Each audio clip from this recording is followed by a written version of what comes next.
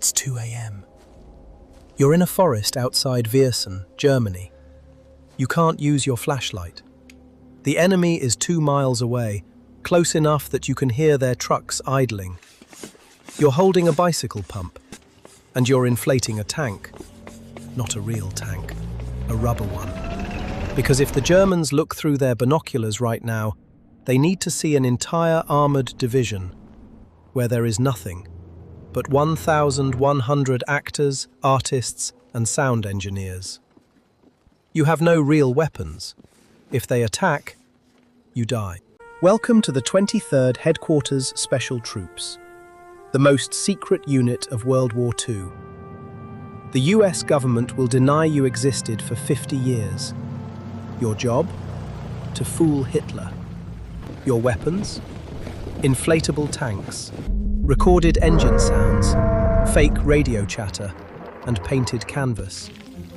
You're not soldiers, you're artists, designers, actors, architects, and you're about to pull off the greatest deception in military history. It starts at Camp Forest, 1944. They recruit you from art schools and advertising agencies. They teach you to build an M4 Sherman out of rubber and air that looks real from 500 yards. How to record the sound of 200 trucks and play it through giant speakers. How to send fake radio signals the Germans will intercept and believe. Your unit breaks into 4 companies: the sonic crew, the radio deceivers, the visual tricksters, and the camouflage engineers. Together, you can impersonate an entire army. Your first test. September 1944. The real 6th Armored Division needs to withdraw across the Moselle River. But if the Germans know they're leaving, they'll attack the retreat. So you move in. You set up 220 fake tanks. You play engine sounds through the night. You send radio messages, pretending to be the 6th Armored. The Germans watch you through their scopes. They report back. Enemy division still in position. Meanwhile, the real tanks roll away safely. You just saved thousands of lives with rubber and noise. Then comes the big one. March 1945. Operation Viersen. The Rhine River crossing is coming, and the Allies need the Germans to believe 30,000 troops are massing here. 3 full divisions. The 9th, the 30th, the 75th. But there are only 1,100 of you. You paint fake insignia on your jeeps.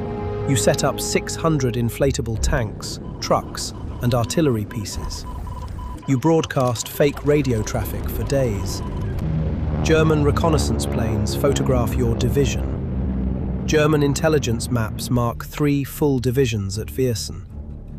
Hitler's generals move real troops to counter you. Troops that don't exist.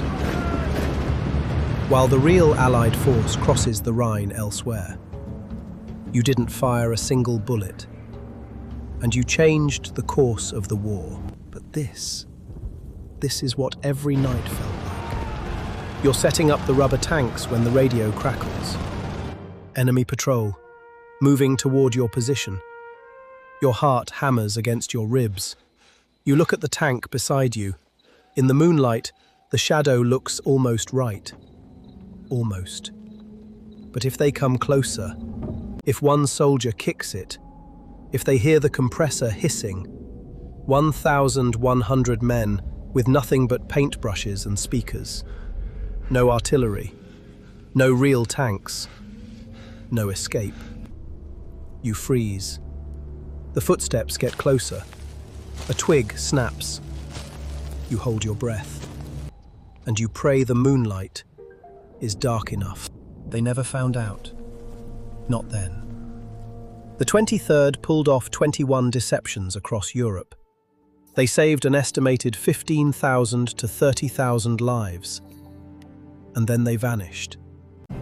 The government classified them for 50 years. In 1996, the world finally learned they existed. Among them, future fashion designer Bill Blass, artist Ellsworth Kelly, photographer Art Kane, men who traded their brushes for bicycle pumps, their canvases for camouflage. They never got a parade. They never wanted one. But if you were there, in that dark forest, pumping air into a rubber tank while the enemy walked toward you,